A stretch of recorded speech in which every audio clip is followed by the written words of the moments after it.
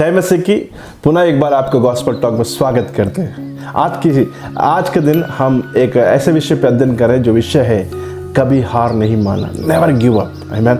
और यीशु मसीह ने भी एक ऐसी ही दृष्टांत कही है, कभी हार नहीं मानना, नित्य प्रार्थना करने के विषय में। लूका की पुस्तक उसका 18 अध्याय उसके 1 पद में लिखा है, उसने इस प्रकार लिखा गया।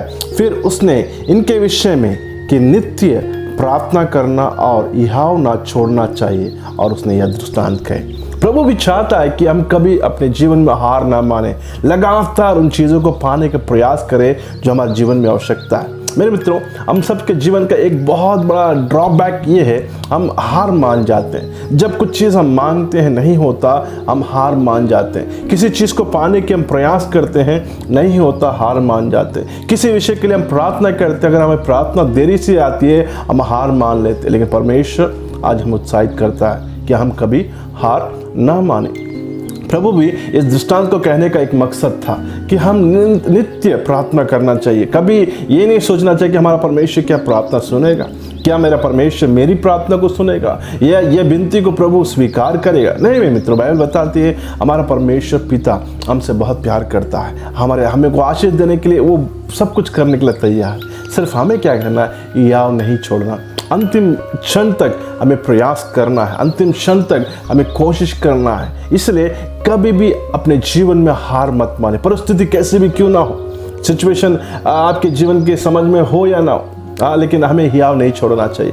हर समय हर पल हमें प्रयास करते रहना, हर पल हमें लगातार प्रार्थना करना चाहिए।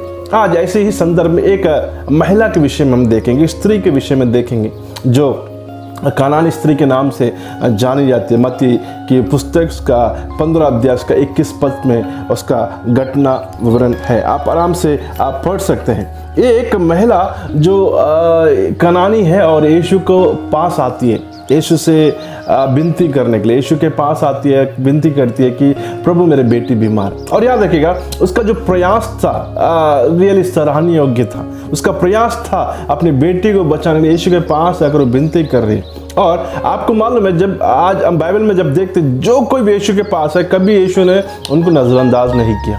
जो भी यीशु के पास आए उनको यीशु ने उत्तर दिया। जो भी यीशु के पास आए यीशु ने दया दिखाई। जो भी यीशु के पास आए यीशु ने उनकी मदद की। इवन एक व्यक्ति यीशु के पास आता है, प्रभु मेरे सेवक बीमार है। वो बोलते प्रभु चलो मैं तेरे घर आता हूँ। वो बोलते कि प्रभु मैं इतना योग्य नहीं कि आप मेरे घर आए। देखिए ऐसे ऐसे परिस्थिति में यीशु ने मदद की। अंधे बर्ते मैंने पुकारा, हे दाऊद की संतान मुझ पर दया कर। प्रभु तुरंत उसको उत्तर देते। याद रखिएगा, ये जब महिला आई यीशु के पास विनती करके, इसलिए भी यही पैटर्न को इस्तेमाल किया, ये दाऊद की संतान मुझ पर दया की। लेकिन बाइबल बहुत स्पष्ट बताती है यीशु ने उसकी सुनी नहीं। यीशु ने उसकी प्रार्थना का उत्तर नहीं दिया। यीशु ने उसको किसी बात का जवाब नहीं दिया। तब भी वो महिला अपनी बेटी के लिए लगातार यीशु से प्रार्थना कर रही थी। वो बोल रही थी दाऊद की संतान मुझ पर दया कर। कई बार हम भी जब प्रभु से कुछ मांगते हैं और हमारी प्रार्थना विलंब हो जाता है, यानी कि हमारा प्रार्थना का उत्तर आने में थोड़ा देर होता है, हम निराश हो जाते हैं, हताश हो जाते हैं। हम बोलते हैं कि हमारा प्रार्थना प्रभु नहीं सुनेगा। नहीं मेरे मित्रों, मैं आज आपको बताना चाहता हूँ, आज एक इस महिला के विषय में विशेष जीवन से मैं आपको कुछ बताना चाहता हूँ।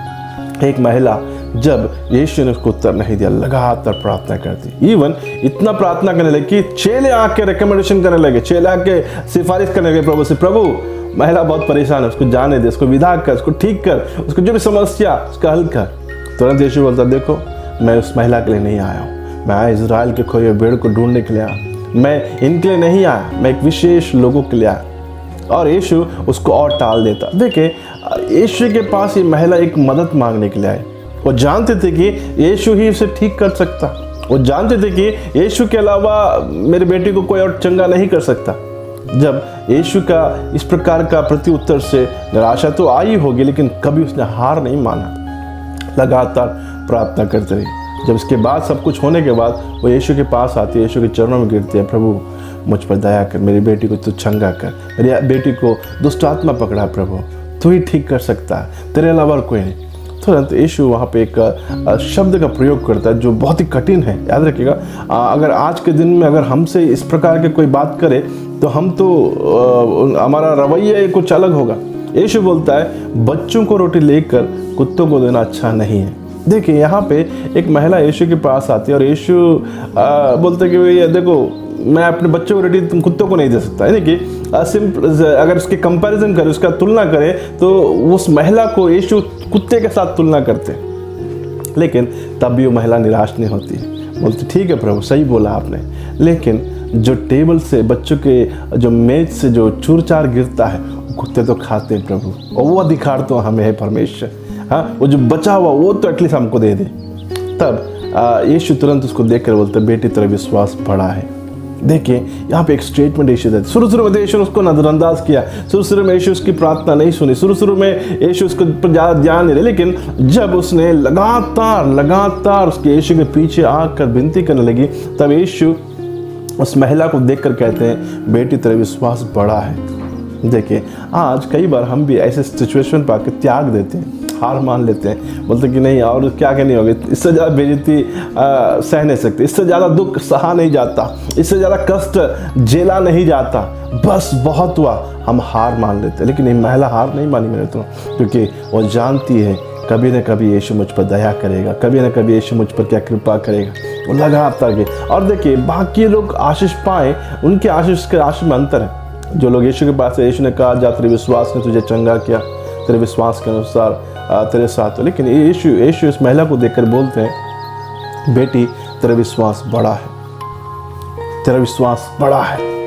और उसके बाद यीशु बोलते हैं, जैसा तू चाहती है तेरे साथ वैसे ही हो। देखिए यहाँ पे चीज़ें बदल जाती है, इस जगह पर चीज़ें बदल जाती है। बिना हार माने यीशु से लगातार प्रार्थना करते, भले ही उसका उत्तर देरी से हो, उसका उत्तर विलंब हो, लेकिन वो लगातार प्रार्थना करते रही। और तब यीशु कहते, बेटी तेरा विश्वास बड़ा है, तू जो चाहती है वैसा ही तेरे साथ हो। और जिस घड़ी यीशु ने बात बोली, उसी घड़ी उसकी बेटी चंगी हो गई। मेरे मित्रों, नेवर गिव अप, कभी भी हार मत मानिए, लगातार प्रार्थना कीजिए। हो सकता है आपकी प्रार्थना विलंब हो रही, हो सकता है कि आप जिसके लिए प्रार्थना करें सारी चीज़ें नकारात्मक चल रहा आपके साथ, डरिए मत। यीशु आपका विश्वास को परखता है, यीशु आपकी विश्वास को जांच करता है, ताकि आपको ये कह सके, बेटा तेरे विश्वास बड़ा है, और जो तू चाहता है तेरे साथ वैसे ही हो।